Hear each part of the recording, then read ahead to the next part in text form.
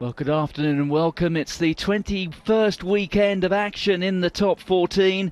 We're at the Stade Velodrome on the Mediterranean coast. That's the result from last night. Bayonne beaten at home by Racing Metro. All points off the boot there, and that result means that Bayonne didn't earn a single point. Well, if you just switched over from the game up in Paris, we hope that we've got something similar to follow here, where two of the big guns in the past and even recent history, of course, of French rugby. Toulon top of the table at the start of the weekend. Toulouse down in 5th place. It's Martin Gillingham alongside me, it's Hugo Southwell. Well, Hugo, I mean, looking at Toulouse this season, they're into the top 6, but would it be fair to say rather in spite of themselves? Yeah, I would say so. They haven't had a great season, but they're sitting in 5th place, and that is a sign of a good side. You know, they're coming to the business end of the season. They've won 4 out of the last 5 in the top 14. You know, they have won a couple of times on the road recently, I think at Bordeaux and at Castres. So going to Toulon, I think they'll go there with confidence, and they'll really try and target, you know, Michelak back today. They're really going to target that and go down that channel with their big runners. They've picked a really big forward pack, and I expect them to go down that channel. Let's just talk about Freddie Michelak for a couple of moments. We just saw him there coming off the team bus. There he is. His first appearance for more than 6 months. He had surgery on his left shoulder. I mean, could this be a platform for not only the rebirth of Freddie Michelak in the Toulon squad, but also perhaps even on the international stage? Well, I hope not, because they're playing Wasps next week, and obviously that's a massive game in Europe. But no, I mean, Freddie Michelak is a complete maverick. We never know what we're going to get from him. He is coming back from a really long injury. There's big pressure on him today to perform. He wants to cement his place in this squad for these big games coming up, and you know he's sitting behind Nicolas Sanchez and Matt Giteau. Matt Giteau is obviously injured as well, and I think he probably would have played in this game if they didn't have that quarter-final next week against Wasps. So a big game for Michelak today. Can he cement his place in this side, and then obviously going forward with France? Well, it starts today, and he needs a big game. Ali Williams in his final season with Toulon. There is Jean-Charles Aurioli, the hooker. Carl Heyman, of course, the captain, a man who has been at the club now for a number of seasons. Gaël Fickou, well, he's facing up here against his former club. He left Toulon as an 18-year-old after impressing at the 2012 Junior World Championship in South Africa. Maxime Médard, the yo-yo man of France International Rugby. I think he must hold the record for the number of times he's actually been dropped and recalled by the national team. And there is Michelak. I mean, it is without doubt that he is a favourite of Philippe Saint-André's, and I chucked that sort of little curveball at you about maybe using this as a launch pad for his umpteenth international career. But it is a matter of fact, if we go back to 2012, Michelak hadn't played international rugby since the Six Nations in 2010. Then, out of the blue, Philippe Saint-André selected Michelak for the Tour de Argentina. He was paired at halfback there for the 2 test matches with Maxime Machinot, another man who seems to have slipped entirely off the radar. And if only for a few months, Freddie Michelak really was a godsend. It proved a masterstroke, and the news coming through in the last couple of hours that Philippe Saint-André's successor will be named in the next few weeks maybe suggests that Philippe Saint-André doesn't have too much to lose. Well, let's take a quick look here at the sides. Carl Heyman there, the captain, on the tight head side. Taufi Fanua and Williams are the second row partnership. Stefan Armitage on the open side. Chris Marceau in there at number 8. Here are the replacements. Hernandez, the Argentinian, El Maggio wearing 20. Eric Escond, he's the former Montpellier scrum half. Here is the Toulouse side. Patricio Albacete, he's back after a period on the sidelines. He captains the side, and it is a huge pack. Look at the big names there. Tialata, Albacete, Marca, perhaps the biggest man of all. And what a back row. Emmanuel Heranordiki, Louis Picamol, and Joe Takuri, the halfbacks. Dusan and McAllister. Here are the replacements. Yannick Nyanga, France international, but remarkably, he hasn't started a game of rugby since the end of January. Taking a look at those lineups, Hugo, particularly that Toulouse pack, it is huge, isn't it? It is absolutely massive, and we talked about Michalak. We've focused on him, but they will be going down. I've mentioned it already. That channel will be a key focus of them to get their platform for these backs. These backs, we haven't seen the best of the Toulouse backs over the last few months, and when they've been winning, they've been sneaking a win here and there. We want to see them in a brilliant day here in Marseille to go out and really take it to this Toulon side, because this first 15-20 minutes will show us exactly where both teams are mentally. And if Toulouse can get, I have a good feeling about Toulouse today. I just feel they're going to go out and they're going to put in a big performance. Well, it's the fifth time that this fixture has been rerouted from the Stade Mayol, the traditional home of Toulon, just an hour or so to the east of Marseille, from the Stade Mayol to the Velodrome. Toulon have won on every occasion. Last year it was a bit of a thriller, Toulon winning by 32 points to 28.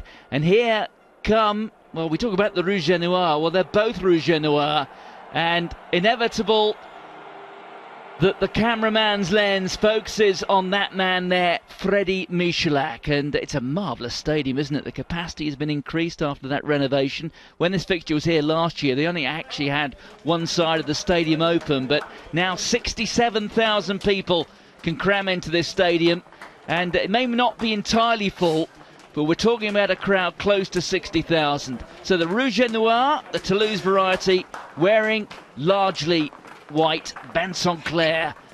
Still, despite being perhaps in the twilight of his career, Hugo, he is the supreme finisher, isn't he?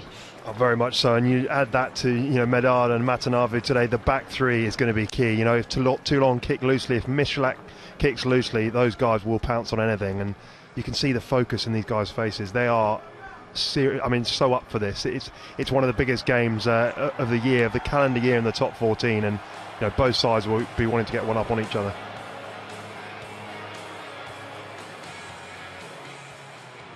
Well, a stunning atmosphere at the Stade Velodrome.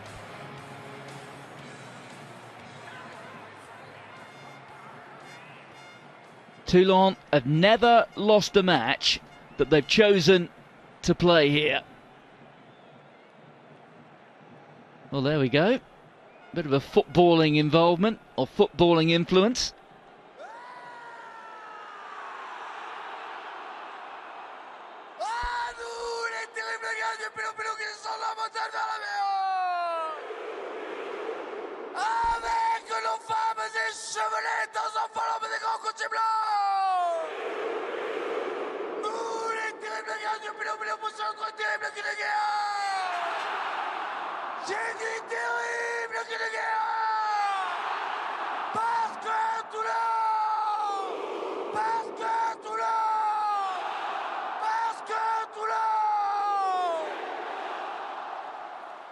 Well, Pilou has a sense of echo about it, and when you're in a stadium like this, well, it just increases it. Cyril Lafont is the referee.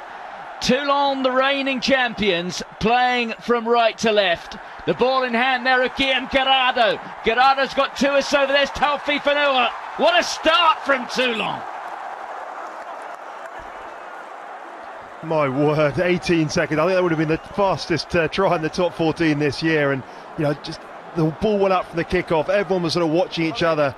And the last-ditch tackle just managed to push him out into touch. What a start. Corey Flynn, half a minute in, has to hit his man. Well, no shortage of confidence, going straight over the top. You really have to be accurate to get away with that, don't you? Yeah, very much so, and right on the money, and it gives Dusan a chance here. Not a great kick, but give him a chance just to get it upfield. There's Tuasova, the young Fijian. Drew Mitchell at full-back today, the former Wallaby. Sebastian Tiusbard. Here's Maxime Mamoz, given another chance to relaunch his international career. There's Michalak. Tiusbard onto Mamoz again. Here he goes, Mamoz. Out to Tuasova, just barging off Medard. The youngster so powerful. Toulon into the 22 already. There goes the captain, Carl Heyman. Michalak, Stefan Armitage, Mathieu Bastereau. Held up by Florian Fritz. Well, we can focus on the muscularity of that Toulouse pack, but with men like Mathieu Bastereau, you have to say that Toulon more than compensate for it. Cyril Lafont awards the first penalty of the match, and it should be the first 3 points as well. Yeah, and you have to say, as much as it was good attack from Toulon, great defence, great defensive set from Toulouse. You know, really slightly unlucky on the floor there. I guess Cyril Lafont's called ruck, and hands in the ruck from both Picamol. Yeah, but he seemed to be first there. Slightly unlucky there, but I suppose second dig at it, a penalty, and it should be 3 points here, an easy 3 points. Well, Louis Picamol hasn't featured in international rugby for almost a year. The tour to Australia last June. And here is Michalak. His first appearance for 6.5 months. The flags are raised. And Toulon have a 3-point lead. Yes, Michalak damaged that shoulder in the home defeat by Stade Francais on September the 13th. The last time Toulon lost at home. Yeah, it's a very long time out, isn't it? And, today they're playing at the Velodrome. Here at the Velodrome, very different. I think it's more of a leveller for Toulouse. To come down here in this atmosphere, in this type of game, it's like you're playing a test match. And, very different to play at the Stade Félix Mayol for Toulouse. Well, the last rugby game here was a test match. The start of the November series when France beat Fiji. And there's the clearance. And we're going to go all the way back, are we? Van Sinclair wanted to take it quickly, but then thought better of it. I was going to say that would have been a pretty crazy decision. 70 metres back, 60 metres back, taken back in there by Drew Mitchell, and straight out on the full. Slightly unfortunate. Communication so important between teammates. I guess in this sort of atmosphere, it's difficult to hear anyone. Yeah, very much so. I mean, what an atmosphere, what a place. It is an incredible stadium. So steep, the stands right on top of you, and you will be hearing every single... There goes Maka, brilliant. Well, he's the biggest of the big men, is Maka. The nephew of Isatola and Finau. That was Albacete. There goes to Corey. The pick up from Picamol. The ball loose. Well, Stefan Armitage claiming that he didn't knock it on. Yeah, I think it was just a little knock on the floor. I think he tried to pick it up twice, but that's what this Toulouse forwards, this Toulouse team can do. Just going around the fringes. Firstly from Maka here. So powerful. I mean, the family of Makas have done that for years in a Toulouse shirt, and Edwin just taking it on there, but that's what they can't afford to do. Picamol just hold on to the ball, go through the phases, build pressure on this Toulon defence, and the penalties and potentially the space out wide will come for them. Well, a crucial call that from Cyril Lafont. I thought I heard him say knock on red 5, which is Ali Williams, who was certainly there or thereabouts, but from that image it was difficult to attribute anything to Williams. Well, they're coming down on this side. That is Xavier Chiocchi on the loose head side wearing red for Toulon, the man who has earned 3 caps for France, made his debut off the bench here in November in that test match against Fiji. Yeah, and this is a really interesting, this first scrum, we've all year Toulouse have struggled massively up front, especially in the scrum. Tialata has been a complete letdown for Toulouse. Steenkamp hasn't probably performed as well as you would like, and with Corey Flynn as a unit, they just haven't been at the races in the scrum, so it'll be really interesting to see who gets the upper hand in the first 10 minutes.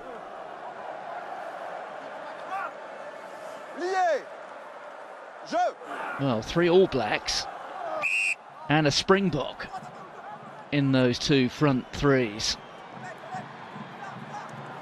Here goes Louis Picamol, a man who still has a World Cup dream. Steenkamp pops it up there to Corey. Dusan. Well, I think McAllister was maybe looking for the drop at one point. That was a crucial tackle coming in. Ficou presenting it. Here goes Corey Flynn.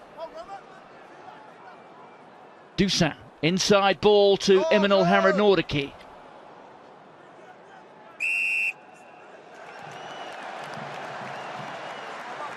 Well, the defence of Toulon eventually wearing down Toulouse to get the penalty. Yeah, and what's interesting for me there is Cyril Lafont had his arm out from the defence, Toulon defence not being 10, and they never went anywhere, 3 or 4 phases, and the advantage seemed to be over. I'm sure he had his arm out, which is interesting, but missed touch here from Toulon. Well, that was acrobatic from Matanavu. Here goes Gal Fiku.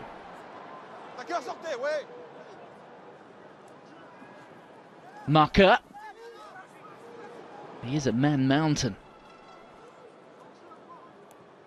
McAllister. Well positioned. No Toby Flood today. The C word, which is rather dominating world rugby at the moment, concussion.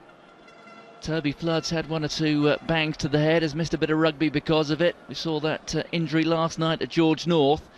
It really is a topic which, if you pardon the expression, is rather front of mind. There you can see Matt Giteau, Brian Habana, Craig Burden. Big Bucky's on the left there. Looks smart in his Toulon blazer, doesn't he? You wouldn't say it any other way, would you? But, 4 guys sitting there ready and waiting, potentially, for next week. Obviously, Habana's out for a bit longer with his injury and his operation that he had. But Giteau, I think Toulon have missed Giteau. Giteau just offers them something completely different going forward, and they'll be delighted to get him back. Looks like he'll be back next week for Wasps, which is a bit of a shame for my old teammates, but a quality player. And I know they have options at 10, but the, dare I say, limitless buying power of the Toulon, the Mourad Boujilal checkbook, which, if we believe what we hear, can really get whatever he wants. But when it comes to stocking up that 10 jersey for next season, he's run into a couple of blanks, hasn't he? Tried Danny Cipriani. He said no, stayed at Sales. Jules Plisson, he decided to stay at Stade Francais. So it's still a shirt which is being worn on a week-by-week basis.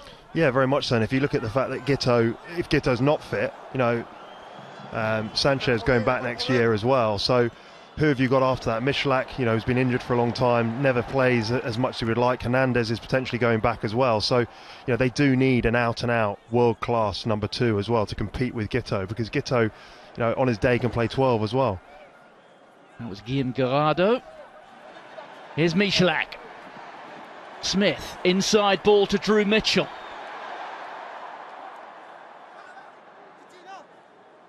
Williams. Little grubber through meant for Tuisova. I can remember Ali Williams going back to the, there he is, the World Cup 2007 on this ground against Italy. I think it may well have been the All Blacks' first match in that tournament, and we saw just how soft Ali Williams' hands can be. Yeah, and that was, to be fair, that's a brilliant kick. That is what, a couple of inches shorter, and I think Tuisova's away there. So Ali Williams, great thinking and lovely weighted kick. Yes, it's been one of the ways that rugby has improved markedly in the last 15-20 years. The skills, the all-round skills of players in positions where it wouldn't, in the past been really expected. No, very much so. And I think one thing that's especially improved is the forwards round the corner. Before, you would hit up in the middle with the centres, and then the forwards would come around the corner, and you'd always play the same way. What tends to happen now is the forwards might come around the corner, but instead of just taking head down decision to hit the ball up, there might be an option out the back, and it creates a bit of space out wide for the exciting runners that we see in both these sides. So, that's for me the skill set to keep your heads up and just play heads up rugby from these big forwards. Well, it remains to be seen whether the spectacle lives up to the billing. But in terms of the numbers who've gone through the turnstiles today and much of the pre-match hype, this is the European rugby occasion of the weekend. Fiku got a hand to that. And, well, it's given us a knock-on. I guess there has to be 1 or 2 questions there. Is that A deliberate knockdown. If that was a different part of the pitch, you get a sense that might have been a penalty. I think it's a definite deliberate knockdown. It's not part of the tackle. Cyril Lafont has probably not got the best view, just the far side there, but he's gone to wrap his arms around, but he's actually extended his arm out, and his hand, it's normally, speaking to Nigel Owens actually about this, it's the way that your hand is pointing. So if your hand's pointing down, it tends to be that you're sort of deliberately knocking it down, and there you could clearly see as he went to wrap his hand was facing down, his palm was facing to the floor. So, for me, he could have easily been penalised there. And it is what players have been coached to do in recent times, isn't it? Yeah, very much so. And if you make the tackle, it's sort of fair enough. You know exactly what you're doing, and that's something where, Cyril Lafont goes, okay, he's trying to make a tackle, but as a player, you don't have to really change the angle of your hand. You just, that's the way it happens. But just there, leave your hand out there, don't you? Well, there he actually extended his arm, so I would say that that's a penalty. Okay? Make sure you find solutions. Okay? Keep it up. Find solutions, keep it up. That's the advice to Nimir Tialata. I love Tialata's English with a French accent there. Well, he's been in France for a bit of a time now, as Nimir Tialata, having originally come over to France to play for Bayonne. Yes, the word's been out from Toulouse for quite a while that they are in search of a world-class tight head prop for next season. Doesn't help them over the coming weeks, of course. Senses Johnson, who's been battling for form, he's on the bench today.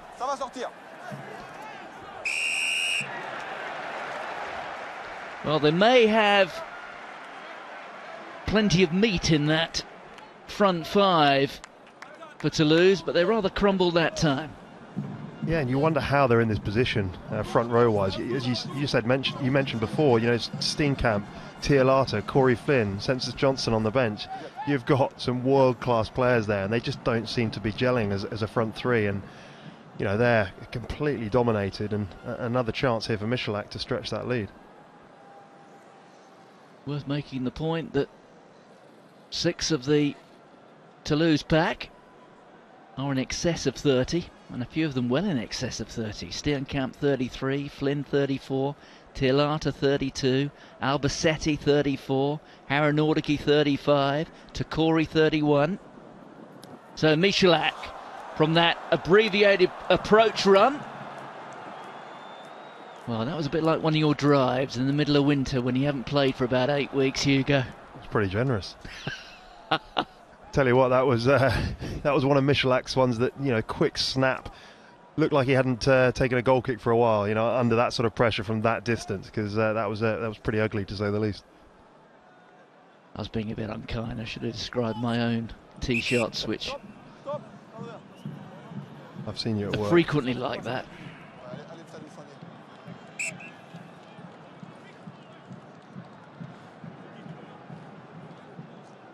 So 3 points to 0. Toulon have the lead at the Velodrome in front of what is getting close to a full house. There's Timothy Matanovu, a player it hasn't really happened for him at Toulouse. I can remember him scoring a stunning try up at Murrayfield in the quarter-final of the Heineken Cup 3 years ago.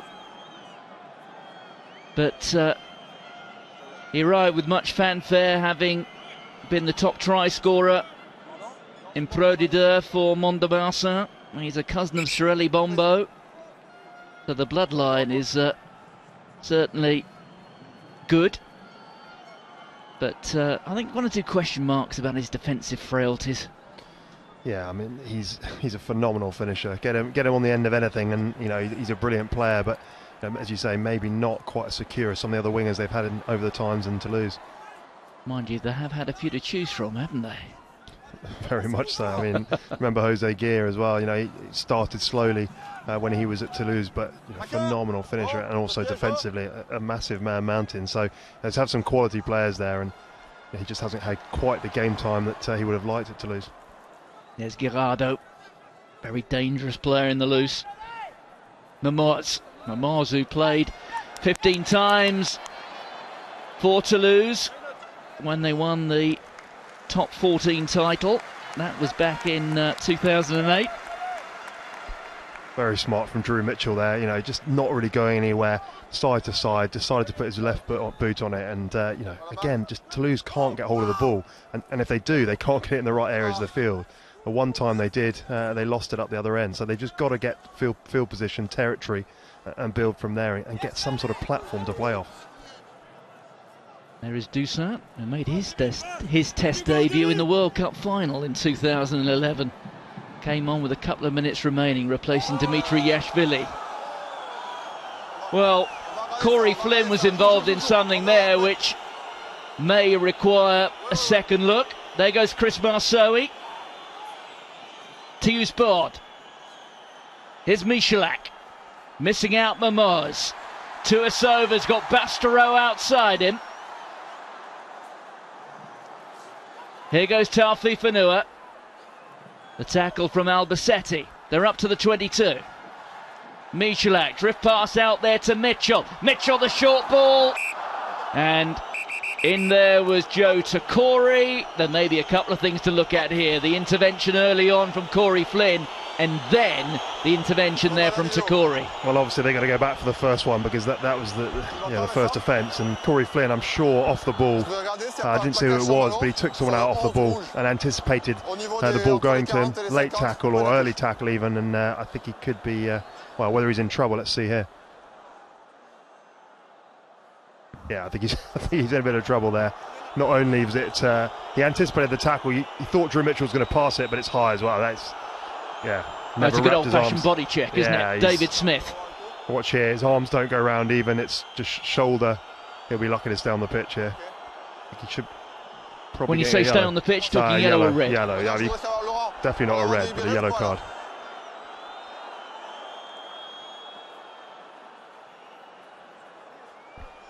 L'en avant est délibéré ici ou pas? L'en avant était volontaire aussi. Ok, donc je vais mettre un carton jaune là-bas et je reviens sur la pénalité ici. Laurent Schlaffer there is the assistant referee supporting Cyril Lafont, the television match official who's been asked to intervene as well. That's Vincent Nazelet, one of the most experienced in France. Là-bas, il y a un plaquage sur un joueur sans ballon, comme ça. Ce sera un carton jaune, ok, ce sera un carton jaune. Avantage. Well, yellow card being said a couple of times. Le deuxième ligne blanc. Donc je vais rester la pénalité ici et il y aura un carton jaune, d'accord?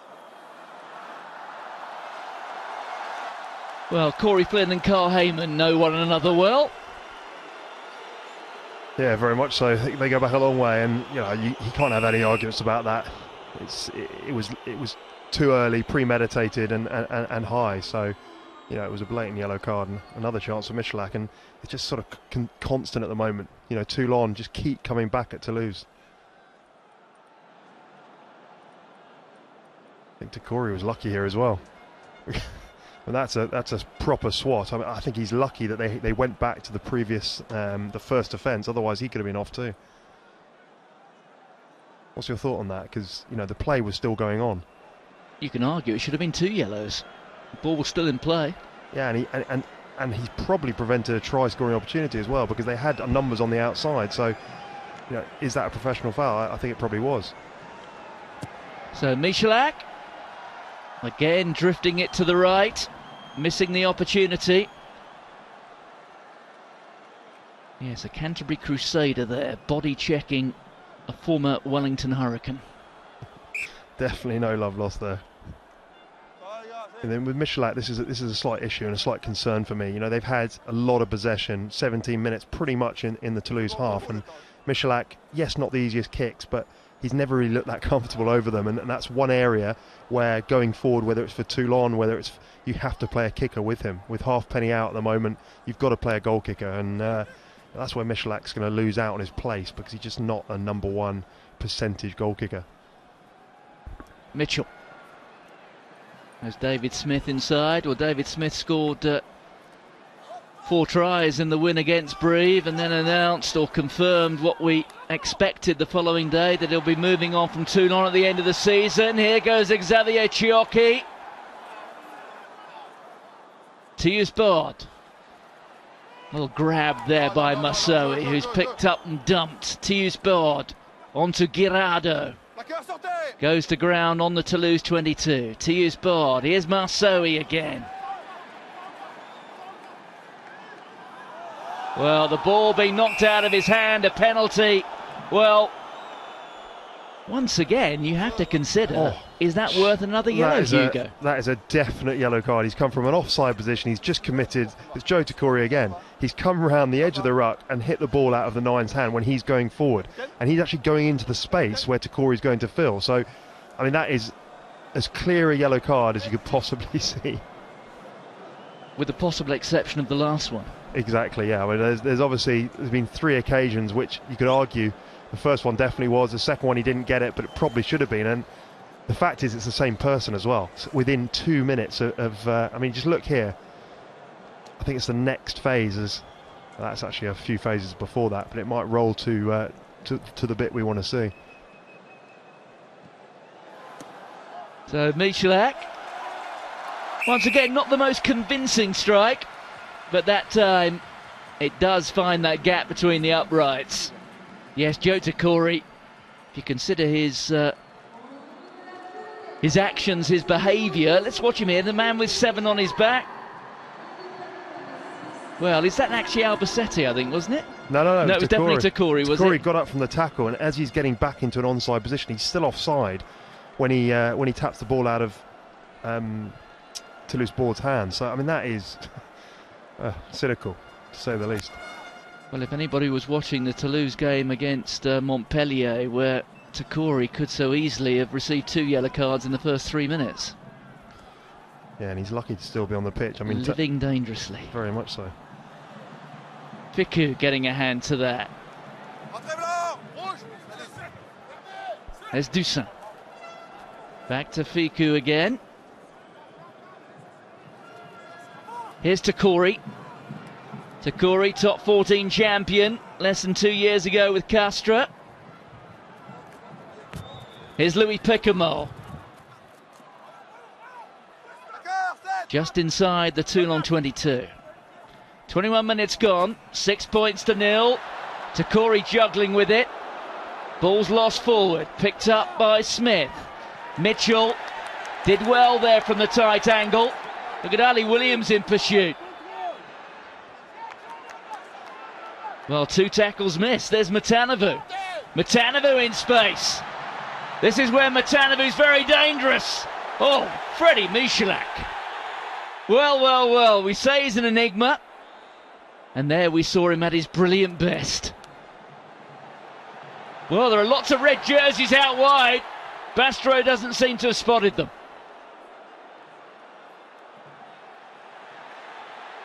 Stefan Armitage, Smith, Tuisova, skips through the tackle. Tuisova gets the score. And that, for me, just sums up Toulouse's season, from attack to defence, and then just holes absolutely everywhere. The success they had in the first 5 minutes was around the fringes, taking their forwards up, creating space. They tried to go wide too early. No one knew what was going on. Takori drops the ball. And then from here, they just turn the ball over again far too easily. You have to give credit to Michalak. He's read this, anticipated that perfectly. And the rest from here, Michalak the Maverick just creates a bit of space and uncertainty in the defence, and the finishing ability of Tuisova. Exactly the man you want on the end of that.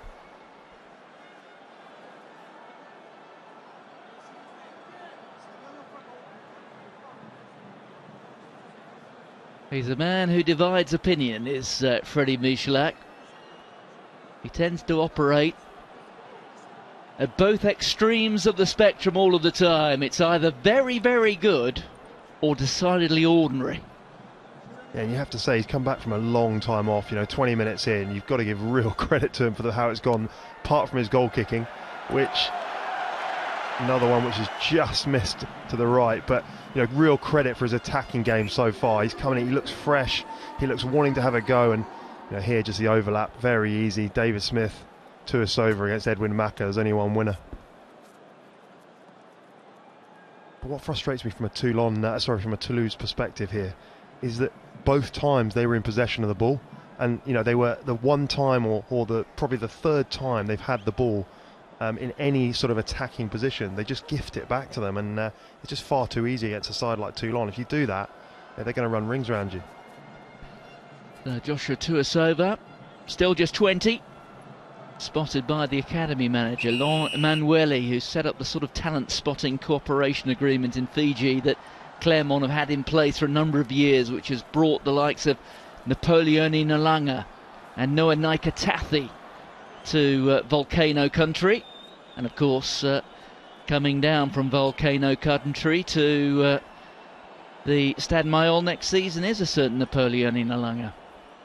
Yeah, it's as if they've got a shortage of wingers. They have to bring in Nalanga, but I'm really pleased for Toulouse that he's got a run in the team. You know, he's been sitting behind the likes of Rudy Wolf, the likes of Drew Mitchell, the likes of Habana, and you know, it's pretty hard to get in this Toulon side. He's got a run in the team. He's been there actually, even though he's 21, he's been there I think for 3 years, and he's getting that run in the team, extended run in the team now, and he's just showing what a quality player is. The try he scored against Bordeaux away, where he just in a space of about a metre just bumped off four players, and one of them being Olivier, who is not the smallest man. So it just shows his strength and his ability, and it's great to see him getting a run in the team. Yes, this was his second top 14 try after that score you talk about against Bordeaux-Bègles. He's been in the country now 2 years, and of course because he hasn't played international rugby for Fiji, he will become eligible on a residency basis to play for France in about a year's time. Yeah, and you can tell he hasn't played for 2 years. He literally looks as if he's been in the gym for 2 years. He is, when he first came, I remember watching him, and he was quite raw. He was quite, you know, he was still powerful, but he has put on a lot of bulk. And you know, as you say, gee, what side wouldn't want him? One international side in a year's time wouldn't want him in their team. He's going to put himself in the right position. Probably not for the World Cup, but going forward after that. So there goes Drew Mitchell. 11 points to 0, Toulon lead. Toulouse came here knowing they had to pick up some points, even if it's just a single point, a losing bonus point. Remember, in France it's not 7 or less, it's 5 or less, so the challenge is that much greater to pick up a losing bonus point. But Toulouse starting the weekend in 5th spot. It's very, very busy in mid-table. And you have to say, so far they'll be, you know, Guy Nover's 25 minutes, they'll be extremely disappointed. Not only are they missing first up tackles like that, but they just don't seem to want to have their hands on the ball. You know, as soon as they get the possession back, which is very rarely at the moment, they give it back or they put in a poor kick, and they're just not getting any sort of momentum, territory, possession in the right areas of the field to cause Toulon any problems. Toulouse starting the weekend on 49 points, 2 points ahead of Grenoble. Grenoble in action later today at home to Castres, a vital game that for the 2013 champions. But look at this drive up to within 5 metres. It's Stefan Armitage just taking a look up. The red juggernaut rumbling towards the try line. Fernandez Lobe just clearing out an arm and a leg. There's Carl Heyman, Fernandez Lobe alongside him. There is the Puma. The arm is out. Penalty advantage being played. Well, once again, we're talking about a cynical penalty. I have to say, I don't think he's recognised that that's Joe Decory again, because, you know, if that is him coming at the side, 3 metres from the line. 3 yellow card offences. Exactly, it has to be. But he's looking at him again. It's absolutely unbelievable. It's as if he's... I don't know if he's getting it in his ear now. No, he's getting something else in his ear, but it's incredible. Joe Decory is the luckiest man alive, and if they can hold out here, you know, I think Cyril Lafont have a lot to answer for, because, you know, they should have 7 men in the line out here. Well, let's confirm that, shall we? That is Armitage rumbling forward. It was sometime after this, of course. We may not see it on this replay. We might now, though. I think it was the one before that. It was literally, you saw Joe Decory on the floor there, so I think it was just the phase before that. But Guirado goes to the back there to Williams. There's Fernandez Lobe. And the ball went forward.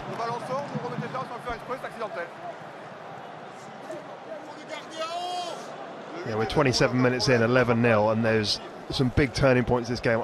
I'm not saying Toulouse are going to come back into this, but you've got to remember this moment in the game, Joe Tokore's third offence and a knock on 5 metres from the line, Toulon with all the ascendancy. So it's an interesting one, because Joe Tokore, I mean, wow, it's he shouldn't be on the field. Once again, I shall repeat myself, but I will direct you to the first 5 minutes in the game against Montpellier. And I know that Montpellier made a complaint about Tokore's behaviour during that match, which went largely unpunished. He received 2 yellows in the first 3 minutes. Penalty now to Toulouse. And at last a chance for them to clear their lines. You know, they've been under pressure consistently for the last 15-20 minutes, most of the first half, and a chance here to clear up to halfway, just to get any sort of territory momentum to take them forward into this last 10 minutes, because they need something. They need to get some points on the board, 3, whatever it is, to take something into half-time. Well, these sides know one another well. They've met 10 times in the last 4 years. And of those 10 matches, Toulouse won 5 and Toulon 5. You have to say that last game, I think it was back in October, was it 21-10 to Toulouse, and I think that score even flattered. That's right, in October. And it even flattered Toulon. Toulon weren't at their races that day. Definitely in a different mindset and position today at their home, well, at their adopted home ground in the Velodrome. Yes, Toulon have never lost here in a match that they've chosen to play here. The only time they were beaten on this ground was in the old Amlin Challenge Cup final by Cardiff Blues. Yeah, that speaks volumes. You know, it just shows everything is channeled towards playing in a stadium as immense as this. 60,000, you know, there'll be a lot of Toulon supporters there, not far away from them to travel, and it just creates this sort of atmosphere, this buzz that is as electric, if not more electric, than they get at the Stade Félix Mayol, and that just buys you an extra 10 points already. Well, the star-studded nature of the top 14 being underlined in this clash.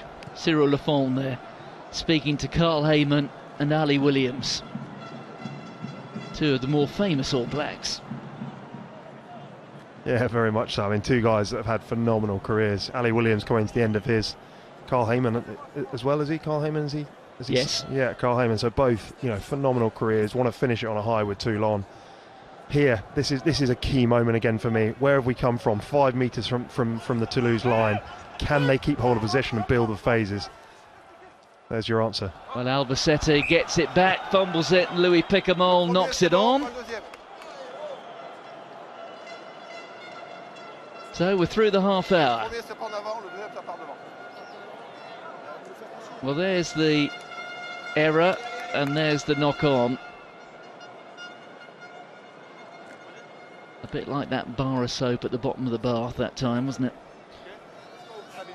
Very similar, but it's a sunny day, and that shouldn't be happening. You know, this for me, it just sums up Toulouse. You know, they're making mistakes that throughout their history, throughout their through the quality of players they've got, they just don't do this very often, and this year has been completely different, inconsistent. One game good, the next game bad. 4 games on the trot. I think they went on a winning run for 5 games in the middle of the season, and then suddenly, you know, they lose 3 on the bounce. It's just been that sort of season, and you know, these are the sort of errors that have contributed to that level of performance. Toulouse making their 7th trip to the Velodrome. Their only previous win was 29-6 when they beat Clermont in the semi-final of the top 14 in 2011. That was a season they went on to beat Montpellier in the final. One of the try scorers for Toulouse on this ground in that semi-final, a certain Rupeni Thao. There goes Maxime Madar. Gaël Ficou. Well, that was a brilliant turnover from Marceau. Here's Fernandez Lobe. Out to the try scorer, Tuisova. Mitchell is calling for it. Tuisova doesn't think he needs it. Joshua Tuisova. We're seeing here the crowning of a new Prince of the Wings of Toulon. And I was about to say, this is when Toulouse look at sea. They turn the ball over and they just look as they're scrambling straight away. There's no defensive structure to their system. But then you've got a guy like Toulouse. Now, this is brilliant work on the floor by Massot. He stays on his feet, counter-rucks, goes through the middle of the ruck, and all in one motion. Brilliant. And then here, just moving the point of contact. Brilliant. 2 passes, getting it away from the breakdown. And this is... Oh, Medard won't want to see that again.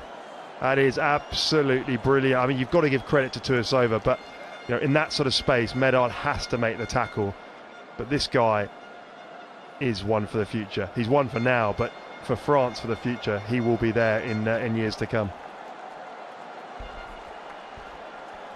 Well, the news came through this morning that the French Federation, well, Michalak is potting goals from the touchline. And when that happens, it's a special day for Toulon. Things must be going well. That was a brilliant kick, much better strike. You could see, just dissected the post. And I have to give credit, Michalak is really pulling the strings here as well. Really getting flat to the gain line and giving the likes of, that is just, thanks very much. It's 2 guys, good defenders, Medard and McAllister, just batted off with ease. Yes, Toulouse made his debut for Toulon 2 summers ago. Gaël Fickou has taken a knock to the head. Yes, I was saying Toulouse made his debut in a friendly match against Racing Metro. Not last summer, but the summer before, having just arrived. So he's been in the country for almost 2 years. And at that point, Bernard Laporte said that this young man is going to be a star. In his first season, he only made a couple of appearances. But now he's getting a little bit of a run. Scored that try which Hugo was talking about in the game against Bordeaux-Bègles. But this is the day, really, where certainly on the big stage, he's shown what he can do, and the announcement was made this morning from the French Federation up in Paris that they expect to make the appointment of the next France coach in succession to Philippe Saint-André in May.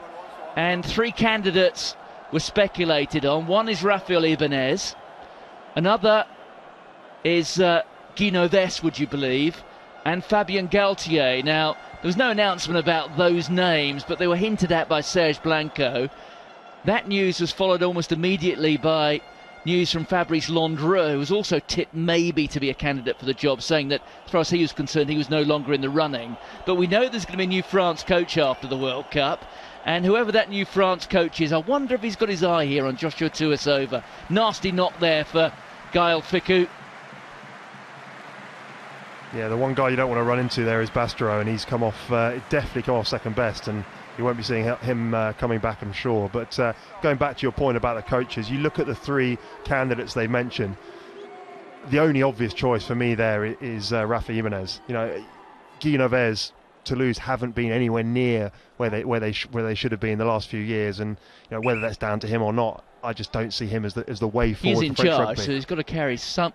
Yeah, no, he's really got to carry the can, hasn't he? I agree. I mean, you talked about the age of the players, and are Toulouse beyond where they possibly, if they can go any further? I think they probably are. I think they need refreshing a bit.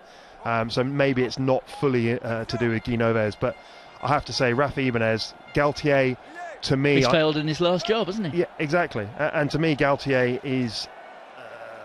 I know him as a person, and I just think he's not the right person for the job. We talk about, we've had this whole thing with in football with Domenech falling out with his players with the French team, and that's just what we've seen happen at Montpellier. Exactly, and I feel that's exactly the same with Galtier, with what's happened at Montpellier, and I think Ibanez has the backing of the players. He's liked. He has a good support team. Will he bring in Joe Worsley, who's done so well as defence coach at Bordeaux? I suspect he will, and those guys are liked. That is the word on the street. Oh, well, there we go, and that is. I think you've got to bring in a coach that is a man manager over, liked by the players in France, especially. You've got to get your best out of your players, and I think Rafa Ibanez is the man to do that. And I wonder if Joshua Toulouse is a candidate to wear 14 at some point. Well, seeing as that try was scored against Rafa Ibanez's team, which was so brilliant, I would expect he's definitely in the mixer.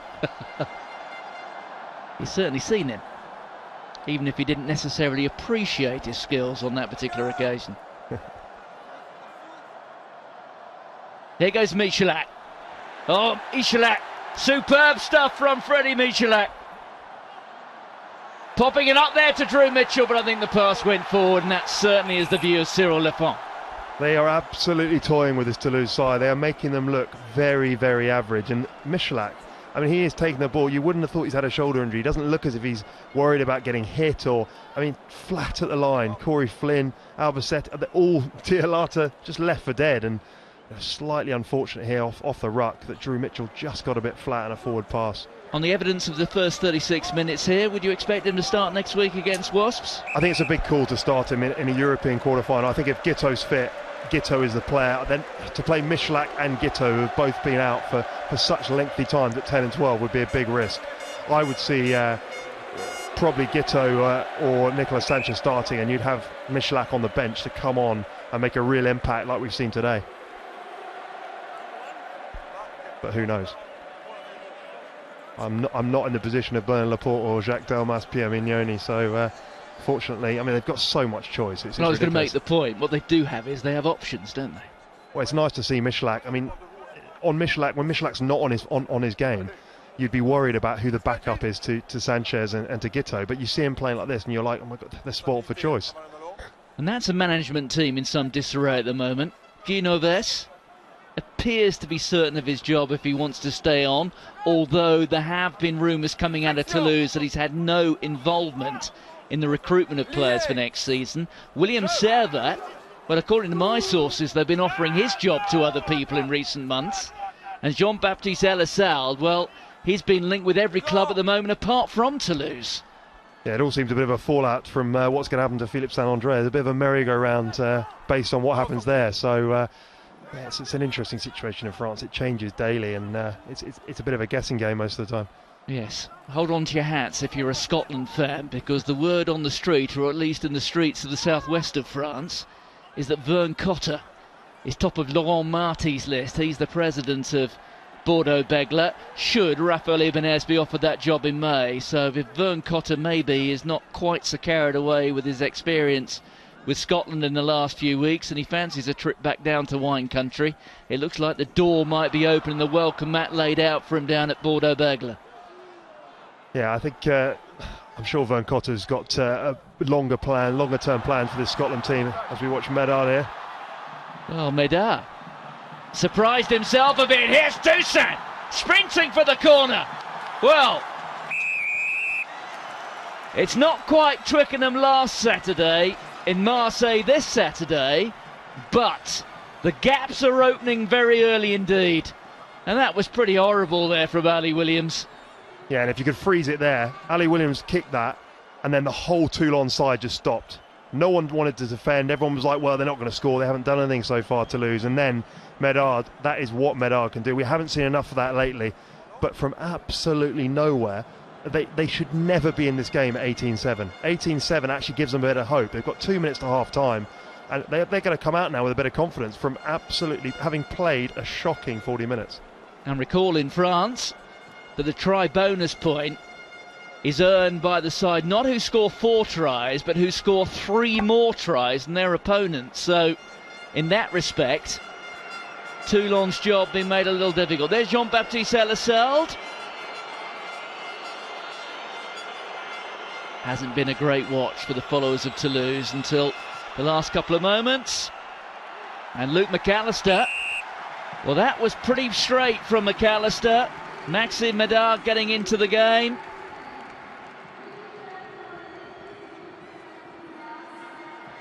Do you recognise either of those two?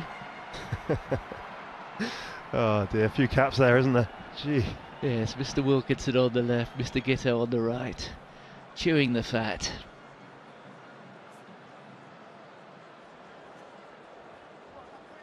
Well, I know coaches say to score before half-time is important, but I mean, from where they've been in the first 38 minutes, to be 11 points down, I mean, that's unbelievable. Unbelievable. I mean, they will go into half-time if it stays like this. They're full of confidence, which is funny to say when you're 18-7 down. Eminal Haranordici there, a top 14 champion with Biarritz in 2005 and 2006. Here's Marceau. Well, then that was a high tackle coming in from Tialata, but the referee allowing that one to go. Sebastian Tillers board. Side puts it into touch, And it has been an enthralling first 40 minutes at the Velodrome. 2-us over the Star, 2 tries to him. Toulon lead by 18 points to 7.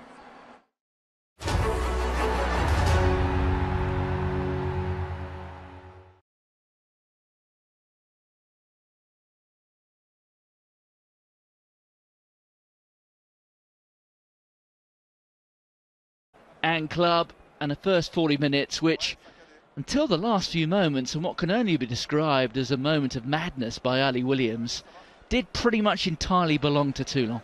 Yeah, completely. 38 minutes of total domination, and seeing Nyanga there going to add a real spark, I think. There's something they've been missing on the floor, real abrasiveness at the breakdown. But just going back to what you said, 2 minutes, they had one chance and they scored one try, and Toulouse, the amount of confidence they'll take from that going into the second half is massive, and I expect them to be a lot better in this half. So Armitage gathering the restart. After 5 of round 21's matches, Toulouse remaining in a share of 5th spot, although the likes of Oyonnax breathing down their necks.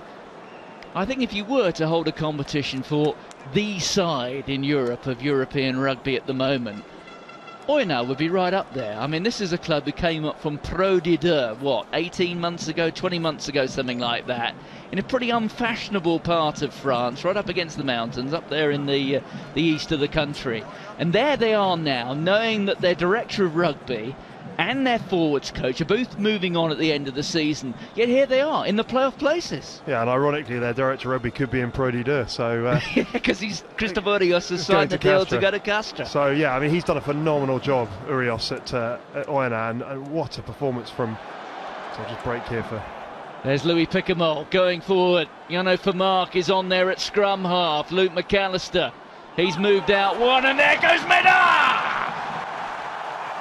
I think he's going to check that. Well, let's see what Cyril Lafont. There is no reaction from the referee other than to award the try, although he is getting a sign from the sidelines, and there may be a twist here. Communicating now with the television match official Vincent Azoulay. It was just here as he came back on the switch. Was the defender blocked? Oh, that would be pretty harsh. I think. I mean, he's obviously got in his way there, but would he have got to make the tackle on Medard there, Maxime Medard? Let's have a look here.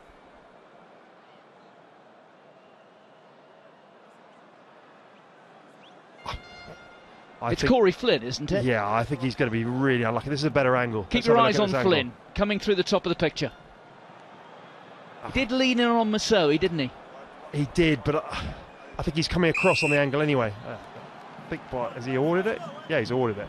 So, Vincent Azoulay agrees with Hugo, and Toulouse, well, in a couple of flashes either side of half-time, are right back in this match. I did say they couldn't be as bad as they were, and you've got to give credit to them for the start, but also Toulon off that kickoff. They were all over the place. You know, they're very complacent. You know, took the kickoff not in a great way, and then when it came to the ruck, a poor pass from Toulouse board made Drew Mitchell stretch, and he sliced his kick, and it just gave him a platform they haven't had, Toulouse, in that first half. And you know, 2 chances, you say, 2 converted tries, and they're 4 points behind. Incredible. So Philippe Saint-André. Wonder if he's come to see Freddie Michalak. He's come to see his old club, we certainly know that. He seems pretty relaxed as well, which is interesting for someone under so much pressure, but maybe because he knows he's actually he's got the World Cup, and then thanks very much. He's got nothing to lose, has he?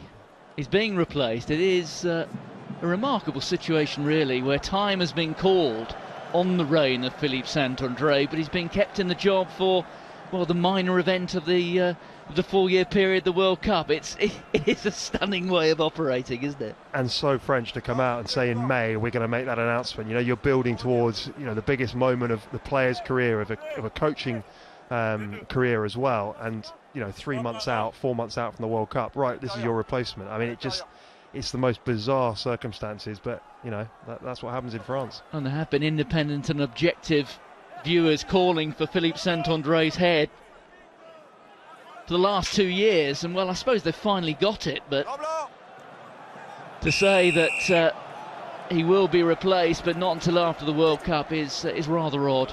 I guess it was fairly similar with Marc Lièvremont. The only difference there, of course, with Lièvremont was that he knew that he wasn't going to be reappointed, but they didn't appoint a successor until after the World Cup. Yeah, and I think that's only fair. You know, you've got he may know it behind closed doors, but to come out to the media and say this is what's happening, you know, he has got to maintain his focus in the best possible way he can to make things happen, not just for himself, but for this French team. And it becomes very difficult when the head of French rugby comes out and says what he said about this announcement in May.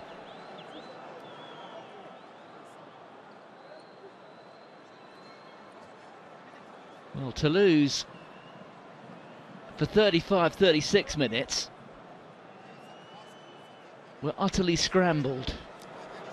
Like a big bowl of cassoulet, weren't they? And now, 2 converted tries later, we have a contest. The pressure is ramped up on Michalak, who snap hooks it wide.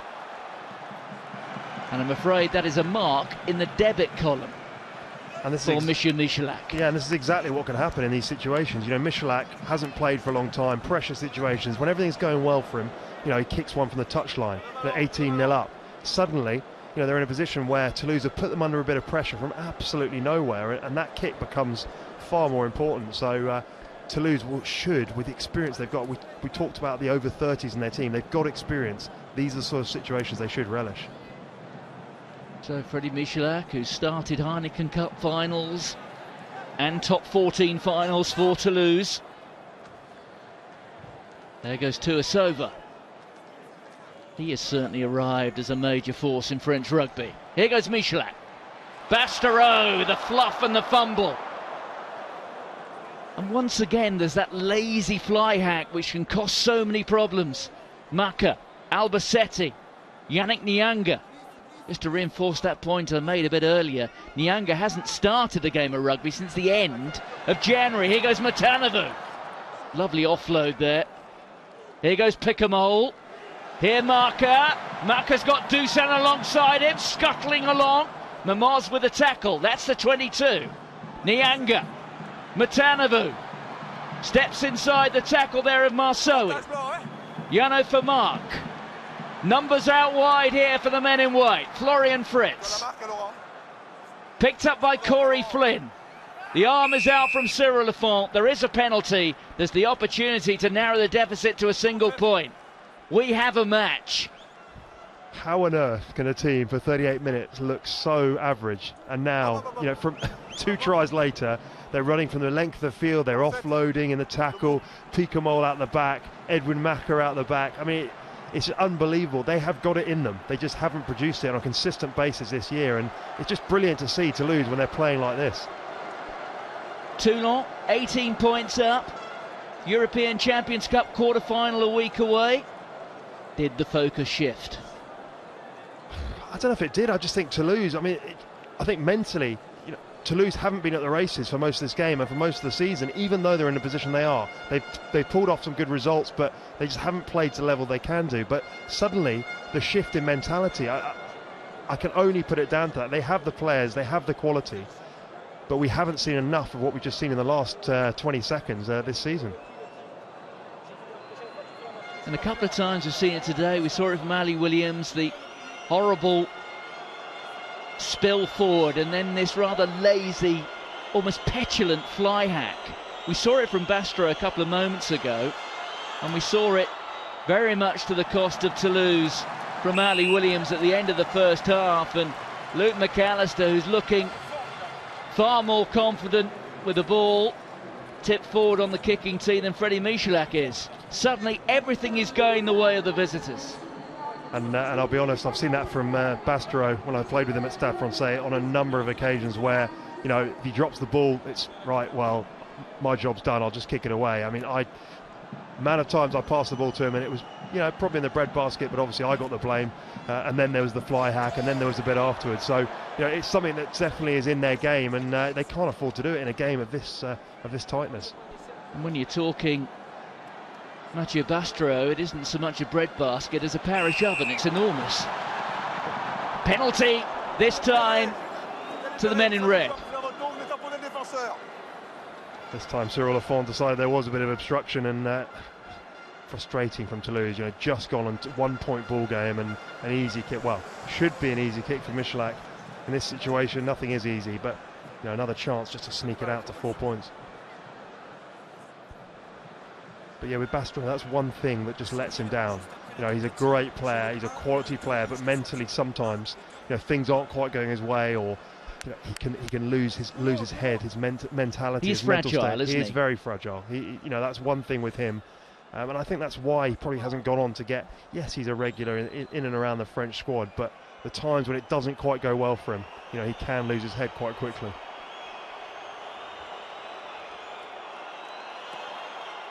Michalak shuts out the background noise, of which there is much.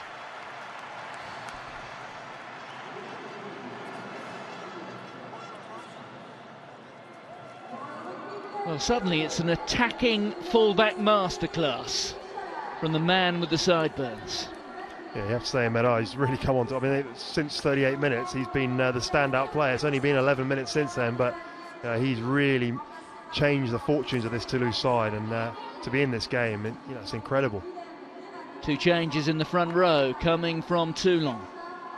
Change at loose head, change at hooker. Michalak, oh dear, out of bounds right.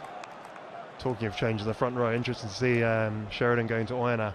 Another shrewd signing going forward. Oyonnax, for me, they've made some really good signings over the last few years, and they've really bought into experience with a lot of youth coming through, and having Sheridan there as experience again, going from Toulon to Oyonnax, another good signing I feel for them.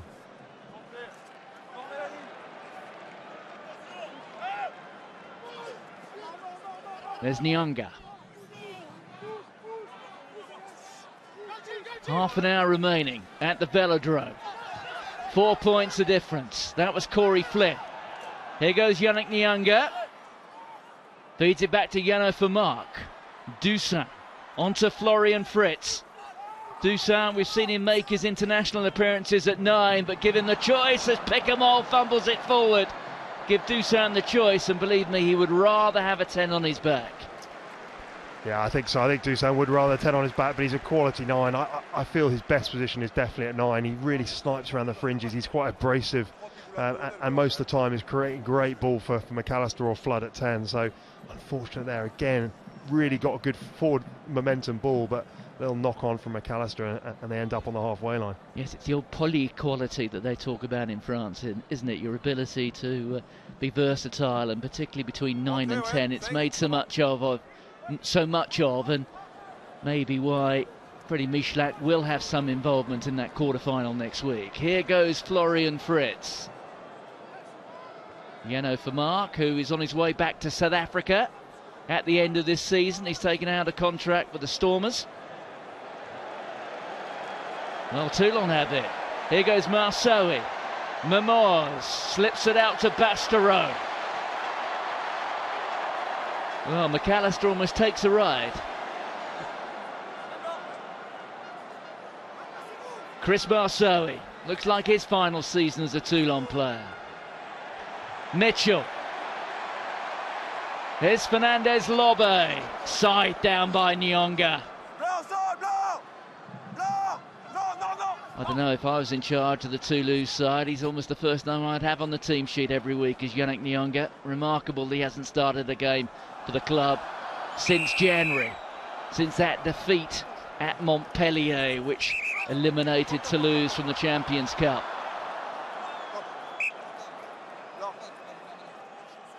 Well, Cyril Lafont, stop the clock, beckoning the captains towards him. On met les mains sur les balles, on talonne à la main, on rentre sur le côté. Comme ça, ok, on arrête. Pas vous personnellement, globalement, ok? Allez. Albacete saying it wasn't me coming at the side of the ruck. I have to say, I think the Toulon, I think it was Toulouse board, sort of complained to the ref. I thought they came through the gate, to be quite honest, and they just counter-rucked very well there. We'll have to see it again if we get a chance. But look at that penalty count. Yeah, unbelievable, isn't it? I mean, 11 Toulouse. and to still be in the game as well. 11-3. That's a really high penalty count.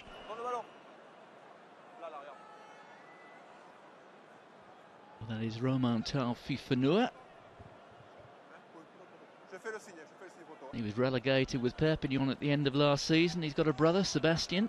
Sebastian left Perpignan and went up to Bordeaux-Bagla. He moved in the opposite direction. Came down the coast. So, Michalak. This would stretch the lead to a converted try. Well, when he does it like that, you wonder how on other occasions he makes such a shocking mess of it.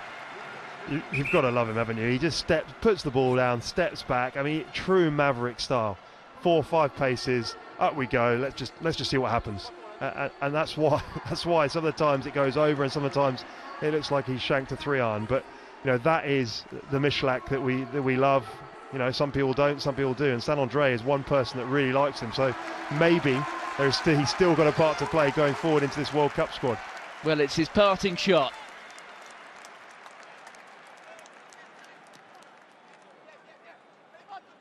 £24 points to 17.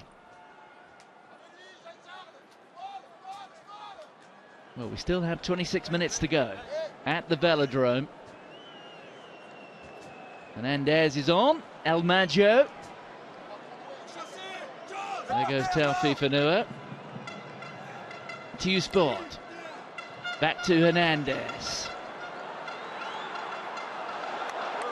Well, good positioning there from Louis Picamol.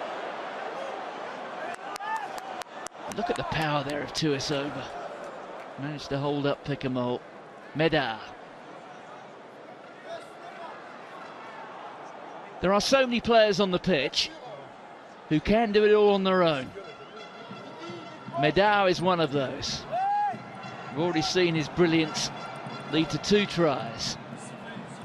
There goes Albacete, who's been playing in France now for more than a decade. Started out at Colomiers. McAllister floats the ball out. Well, Smith read it, but he couldn't take Vincent Clerc. Yeah, fair play to Vincent Clerc to hold on to it there. He took him out and then he got back on his feet and just given them a good, just keep going, just keep hold of the ball now. No mistakes. There goes Toussaint inside the Toulon 22. Well, Stefan Armitage is locked over that ball. Here goes Maka.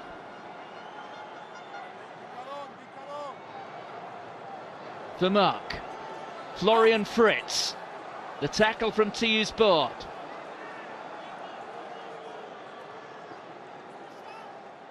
Medard. We get a sense it's a bit like that boxing contest, with one side just a little bit ahead of the other. 5 rounds to go. And the 2 protagonists are standing in the middle of the ring and just slugging it out. Toussaint again, goes himself, there was a little gap. It invited him and he went straight through it. For Mark. Matanavu, the skip, the step.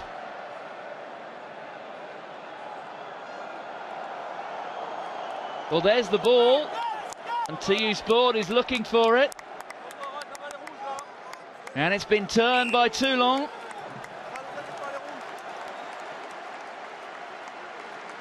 Got to give credit there to Toulon defence. Toulouse really battling. What they were doing is they were just making a hit, the breakdown, and then just fanning out, saying to Toulouse, you've got to beat us one-on-one. And that's what Matanave tried to do. But here, Toussaint, he's just switched it to 10 now. Just when Yann Vermaat came on, and McAllister's gone out one, and it's just created a bit of... it just seems to be tacking their line a bit more. And we spoke about his best position, but he's come on at 10 there, and he's made 2 really important interventions and attacked the line. More than 2 minutes there without a blow of the whistle. Toulouse, the 19-time champions. The last time they won it in 2012 when they beat Toulon in the final. The first of those 2 back-to-back defeats in top 14 finals for Toulon. The second against Castres in 2013. Free kick to Toulouse. Off goes Picamol. Just fending off Toulouse board. There goes Emmanuel Haranoudeke. On to Guthro Steenkamp. For Mark. Toussaint. Fritz. Here goes McAllister. Brilliant burst. Nyanga. Now some momentum. That time it was Corey Flem. Toussaint scrambling for the ball onto Nyanga again. Held up 1.5 meters short. Toussaint looks to go himself. Trying to barrel over. Here's Picamol. Can they stop him? Can he get it down? Cyril Affon is there. Well, he will pass this on to the television match official. I'm sure of that. And it's the rear view that will tell us all, I think, Hugo. I have to say, they look pretty confident there. Incredible scenes. I mean, it could be 24 all. This is an amazing game. Who would have thought? 60 minutes, at 38 minutes, we were sitting there going, this is going to be an absolute walkover. The play now, the intensity that they're showing at the moment. Let's have a look here. Picamol. Well, it's difficult to tell, isn't it? There's Toulouse board underneath it. From the reaction behind, obviously they're going to do that, the Toulouse players at the bench, but my immediate reaction was there. It's just that second movement, he gets it down, but very difficult to tell.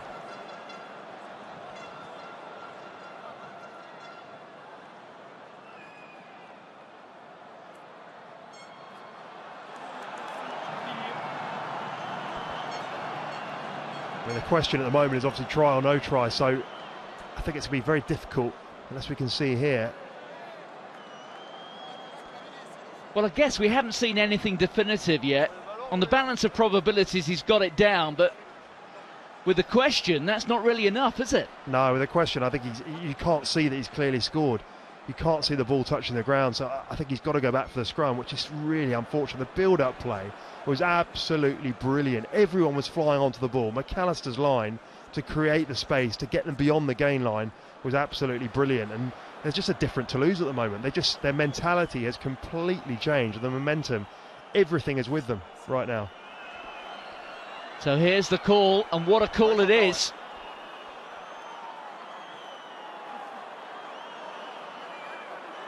Ok, donc je vais repartir pour une mêlée. Mêlée pour les Blancs. Vincent Azoulay says no try.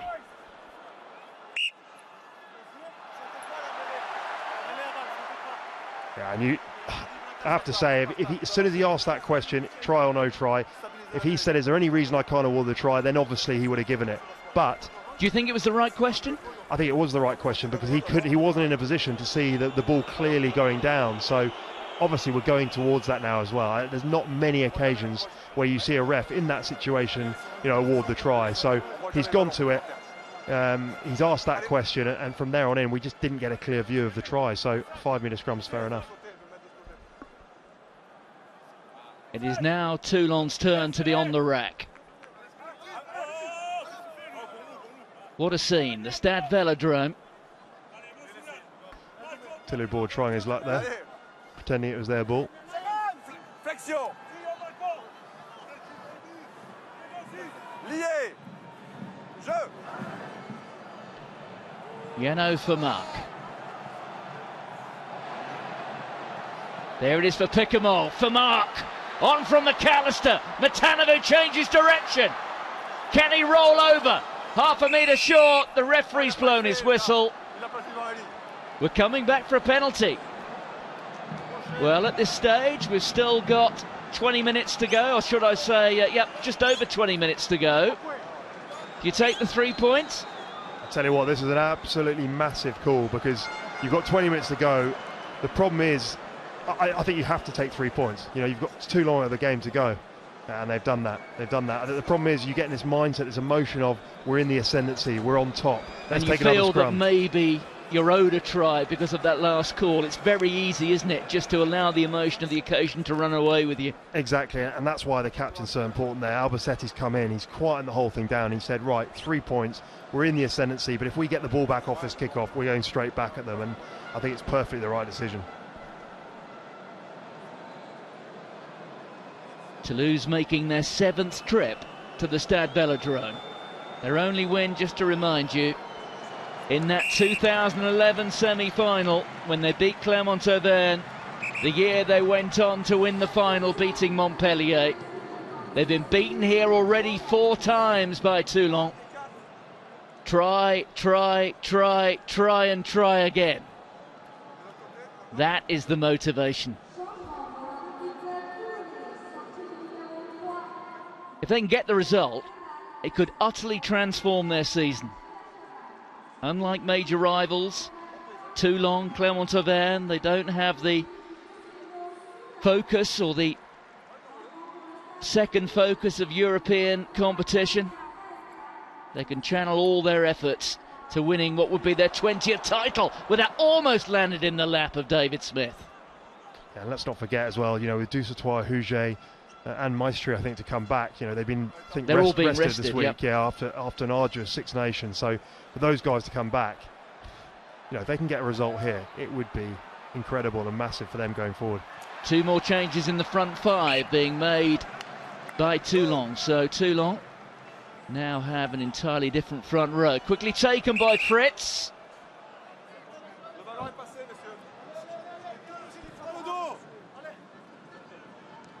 Well, if that had, I said it almost landed in the lap of David Smith. It actually did, didn't it? He just couldn't gather it. I have a feeling if he caught that, he could have been away. One-on-one with Toussaint, you'd have to back him. You know, he's a quality finisher, great feet. I think he just took his eye off it, thinking that Harry Nordique had it.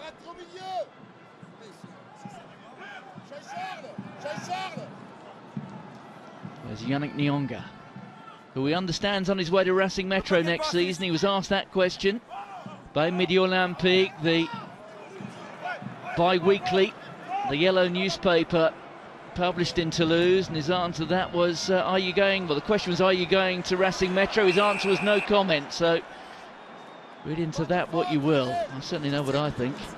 And what a brilliant player as well. I mean, I think he's made the difference. You know, Takori is not a 7. Takori is normally second row, plays a bit of 6, but to bring on Nyanga, he's been hassling at the breakdown. He's been getting them quicker ball than they didn't have in the first half, and he has made a big difference. But everything's going for Toulouse at the moment. You know, a little pull down the line out here and there. They're getting a chance to get out their half and build territory in Toulon's half. You have to say, Toulon feel as if they're just holding on at the minute. I was chatting some time ago to a former member of the Toulouse squad, and he said to me about Yannick Nyanga, he said, I think he's one of the best players in France. You think he's one of the best players in France, but I always got a sense he wasn't entirely trusted by Guy Novès. Yeah, and he's a slightly different, but I mean, Dusautoir is far more solid, I have to say that. You get a bit more flair from Nyanga. He's maybe not everyone's cup of tea, but I just feel that with Nyanga, you know, it's like almost playing, you know, Warburton and Tipperitt together. You know, 2 quality 7s, but they can play sort of 6 and 7, and that's what Nyanga can do. He fills that role. Here we go again. Here's for Mark, on to Matanavu, out to Flynn, and Flynn spills it with the line at his mercy. Absolutely. Oh no, I can't believe that. Corey Flynn, he's seen the line there, he's on the wing, he's probably thinking, what am I doing here? And then pretty much an open goal. Matanavu does absolutely brilliantly, draws his man, maybe not a great pass, but you've got to take that. Even if he's taken that, you're slightly on his right shoulder, he's in. You know, it's a walk-in.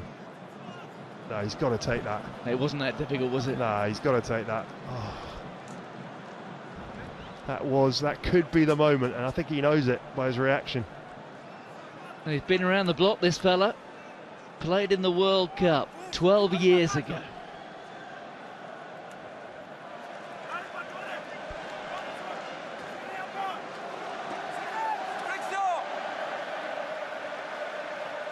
Who would have thought the game would have turned out like this after 38 minutes? This is turned into an absolute classic. Well, the clock says 64 minutes. We've seen enough, certainly in the last 20 minutes, to fill a box set. Another big moment here, the last scrum that was set. You know, Toulon went early and a free kick was awarded, so big moment here. Can Census Johnson make the difference? He's come on here for Tialata, and expecting big things from him in the last 15 minutes. Toulouse know that if they don't win here, there's a very good chance they'll be out of the top 6 by the end of the evening. The one remaining game at the Stade des Alpes. Grenoble just a couple of points behind Toulouse. Well, here goes Bastereau. It's a step and a sprint. Here goes Mermoz. Mitchell calling for it. Out here to David Smith. Bounces off McAllister. Taken down there by Vincent Clerc. Mitchell again. Any which way you can now. Toulouse Sport. Hernandez. Smith. Here goes Chris Marceau. Held up by Haranordiki. Jean-Charles Aurioli. Bastereau.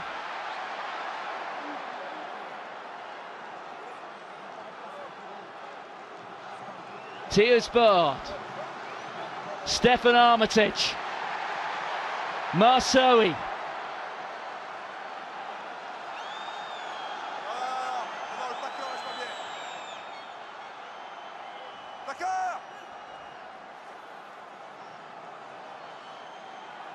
Well, emerging from beneath them there was Stefan Armitage. That goes, that's David Smith. Presenting it for Toulouse Sport. Jocelyn Asuta waiting for it.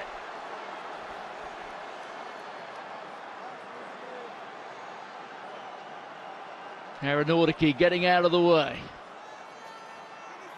That's Marceau. Manini over the ball. Toulouse Sport. Hernandez. That was meant for Smith. Smith under pressure here. Did well to secure it. Hernandez recovers well inside the 22. Toulouse Sport. Goes through 270 degrees. Finds Bastereau regained his equilibrium and his directions, and then eventually the ball goes forward and Toulouse will have an opportunity to clear their lines. 24 points to 20, 12 and a half minutes remain at the Velodrome. Absolutely breathless stuff. Bastereau, Jan Vermaak slips here at the back, but what a break from Bastereau. Mermoz in support.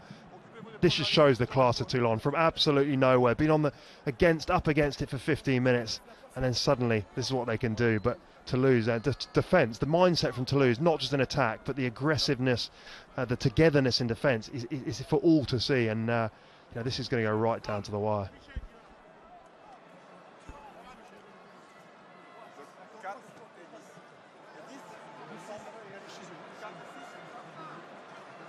Well, that is Alexandre Manini just getting some treatment. David Smith, the man who leads the try-scoring tables in France, 13 for him. Yet such is the wealth of talent, and you have to make the point, the demand on French clubs to start filling their clubs with more France-qualified players, that David Smith looking for a job elsewhere during the summer. I suspect he might have already found it, but David Smith, despite scoring, 4 tries, wasn't it, against Brive? What a performance, and then picked up one at Lyon as well last time. Yeah, like Tuasova, he's always been in and out of the team, battling to cement a place as first choice, but what a phenomenal player he's been for Toulon, and he will not be struggling to pick up a club somewhere, so I don't think there won't be many sleepless nights for him. Yes, I've heard Poe mentioned, I've heard Castres mentioned, although Castres at the moment, the tunnels are being dug out of the Stade Pierre-Antoine at the moment rather than in. Yeah, what a game that is tonight for them against Grenoble. Away at Grenoble, so much riding on it, especially after Lyon's result. And particularly after that last game for Castres, who appeared to be leading and on their way to get Bayonne. Last minute, wasn't it? Minute, Martin Bustos-Mayano slotting the penalty right at the end of the game. And Bayonne obviously lost narrowly last night at home to Racing Metro, but if they'd lost that game at home to Castres, that would have hurt so much more. Well, there would have been 2 points in it pretty much going into this game tonight. As it is, I think there's 6 between Castres and Bayonne, and I have a feeling the way that things are going, it's going to be them and Brive potentially. Lyon, for me, are the team that are on a sort of downward spiral. Lyon's next coach may well be sitting in the stand watching on. His name, Philippe Saint-André. They sacked Tim Lane last week. They put Olivier Azam and Scott Wisemantel in charge, both of whom we know are moving on at the end of the season. So Lyon, whether they're in the top 14 or Pro D2 next season, are looking for new staff. And reports coming out of Lyon suggest that Philippe Saint-André may well be offered the job. He's from that part of the world. Yeah, that would be interesting, wouldn't it? You go from French coach in the World Cup to coaching a Pro D2 side. It's a bit of a drop, but you know, at least I guess he can probably think, well, there's a long-term goal here to get Lyon back up, and it's a bit of a project which may suit him. A budget of more than 20 million, and it may not prove sufficient to keep them up in the top 14. Here goes Mitchell onto Orioli.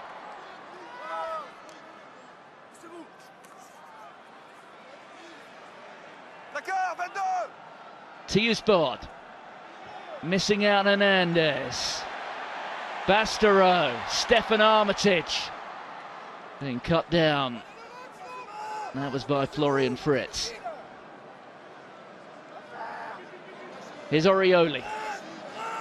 Orioli, not an international player. There aren't many people who fit that description on the pitch at the moment. No, very much. The work rate, so I'll just look at the work rate from these Toulouse players. You know, whether it's breakdown to breakdown, they are giving absolutely everything. Something we completely just didn't see and they lacked in that first half. And you know, it's great to see they are back to being mentally on it, to being physically on it, and it's just great to see Toulouse back playing this sort of rugby. The other big result, I'm not sure I've mentioned this yet, that's come through in the last hour. La Rochelle winning away from home for the first time this season at Bordeaux-Bègles. 22 points to 21. I think that really means that Bordeaux-Bègles' dream of playing European rugby next season and in the playoffs this has pretty much died this afternoon. La Rochelle, well, looking now safer than they have done all season. Yeah, very much, and they've had a great run in the last few weeks, last 3 or 4 weeks, some really big results, and you know, I would say they're safe now, as you say, and to get a result at Bordeaux. Bordeaux, we've seen all the top sides struggle at Bordeaux, bar, I think it was Stade Francais won there, yeah. But apart from that, everyone struggled. So for La Rochelle to go there, that is a massive result, and it puts them in a great position. And they can, I think they can look up right now rather than down. There goes Census Johnson. For Mark. Toussaint. The idea was there, but not the execution. Not enough depth on that. Tuisova put his name on it and his hands. 8 minutes to go.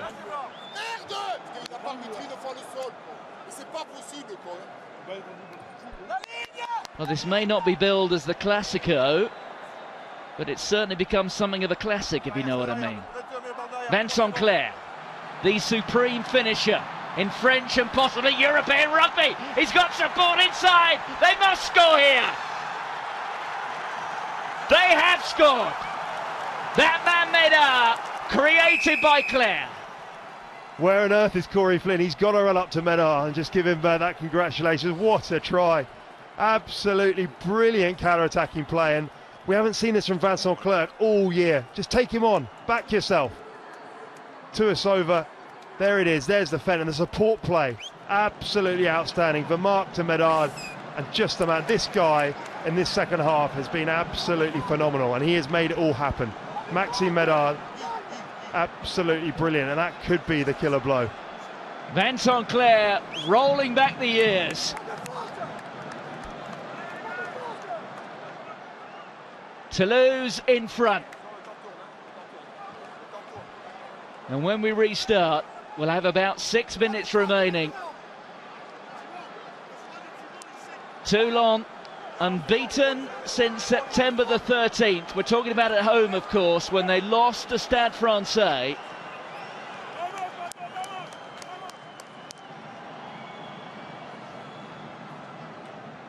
Toulon, who've accumulated 42 out of a possible 50 points at home this season in the top 14. But at the moment, they will be going with just a single point. Jean-Baptiste Elleseld, who knows, his future may well be elsewhere. But for now, he can celebrate being part of what may yet prove to be a winning team. And there he is, as we've said so many times over the years. Vincent Clerc, the Toulouse hero. And this next play, this is all about the exit play. Guy Noves will be, just get the ball out of here. Absolutely brilliant from Lamblay. That's the first piece of the jigsaw. Now it's up to Vermaat. France's 3 top try scorers. Well, Vincent Clerc is the meat in the sandwich between 2 members of the France management team. The top try scorer Serge Blanco, number 3 Philippe Saint-André.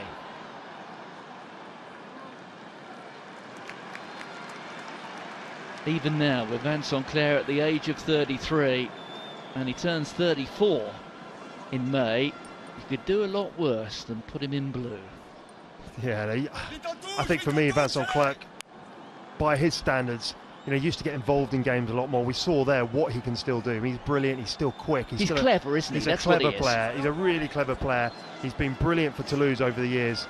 You know, he's married to Guy Noves' daughter, which helps him. Always helps. But no, I think whether he's still could cut it with the quality of wingers the French have got, maybe not, but he is still a quality player for Toulouse, and they're delighted with him doing stuff like that in the dying embers of games like this. You know, brilliant.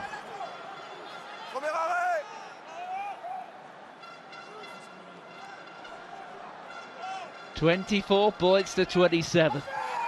Who would have thought, with about 3 or 4 minutes to go in the first half, that this could possibly be the outcome? Well, it's not yet the outcome, is it? It's how things look with a little more than 4 minutes to go. Vermaat. Corey Flynn. Here goes McAllister pumping the knees. Mamuka Gogodza, one of the replacements for Toulon, making the tackle. Here goes Greg Lamblay, complete with a new haircut. Census Johnston. McAllister, so much time. Give it to Vincent Clerc. That time David Smith makes the tackle. It's gone to Médard. Vermaat's calling for it. It's yet another score for Toulouse. Toulouse are in dreamland. And you have to say that could well be game over. And who was it again? What an offload from Vincent Clerc on the deck. You know, they'd no right to get it that far in field, and just gambles. Médard gambles completely in an inside ball, and him and Vermaat again, this way, the other way round, and yeah, great work. Yakuba Kamara on the floor. Or is it Nyanga? I think it's Nyanga, is it? But then just 2 passes. They always talk about coaches just getting the ball out to the space, to the width. That offload takes out 2 players, and the one guy again you want there is Médard, and Vermaat in support. Brilliant. You've got to applaud Vermaat because he's been involved in both those tries, hasn't he? Yeah, very much so. And the 2 guys that are just gambling, just arrowing themselves towards the ball. What you want when someone makes a break is everyone to flood the channel. Just get with the ball carrier. Don't worry about that wide pass. Just get in support, and that's exactly what Vermaat and Médard have done. And yeah, it's created this. How on earth are we 32-24 up? It's Toulouse, incredible.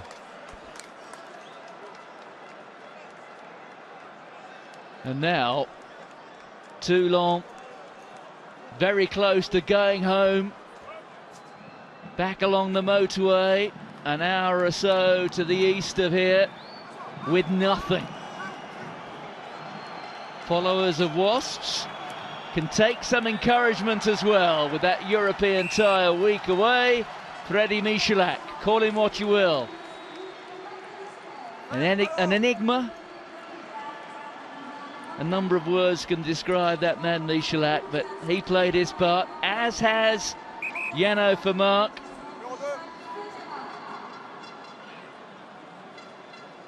And what's so impressive about this performance in the second half for me, or in the 42 minutes since that try by Dusan late in the first half, is the way they've just looked like the old Toulouse. They've looked free, they've looked like they can score points, and that's even when they've won games this year, away from home, at home. You know, it's only been by 3 points, and 16-12 or 16-13 even.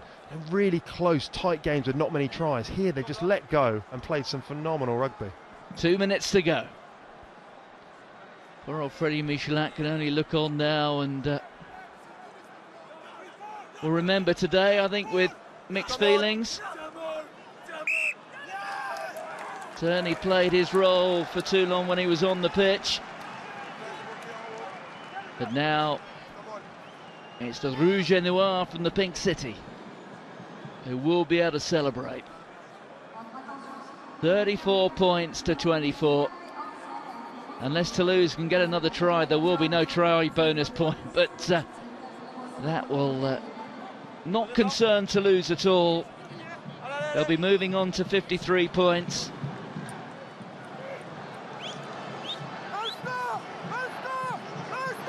And they're going to be in 5th place all on their own.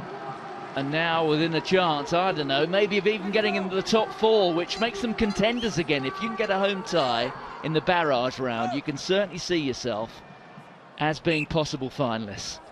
Saying that, if they can perform like this away from home, you know, they won't mind where they go. But you know, this 40 minutes, they need to take this 40 minutes encapsulates what Toulouse are all about, what they've been about for so many years. They need to just, you know, put it into a little box, take it forward and just say, this is how we're going to perform week in, week out for 80 minutes. And if they can do that, they're going to be a very, very difficult side to beat going into the business end of the season. And for the first time, perhaps ever, or certainly in the modern era, they are going to be heading towards a playoff system in the top 14 without the distraction of Europe. Yeah, and that's key to them. You know, they can keep everyone fresh. You know, even the guys coming back from France, you know, it's going to be a big, big factor for them going forward. But look at this play, brilliant. Well, there is the hooter, and that was a forward pass, I think, to Mathieu Bastereau, but the referee allows play to go on.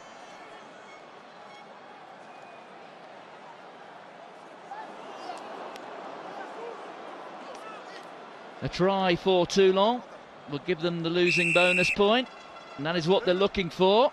Off goes Toulouse. On to Hernandez. Here's Tuasova. And you know from the way that they've played Toulouse in the second half, they just won't want to give away that bonus point. Well, if Toulon can get that losing bonus point, they will go top on their own. Well, the arm is out again. Well, then it's fumbled forward and it's all over. And that has rather summed up Toulon's second 40 minutes. Guy Noves, who's faced so much criticism in recent months, has cause to smile. Toulouse have come back from the dead on the Mediterranean coast, and they've beaten the defending champions Toulon and done it in style.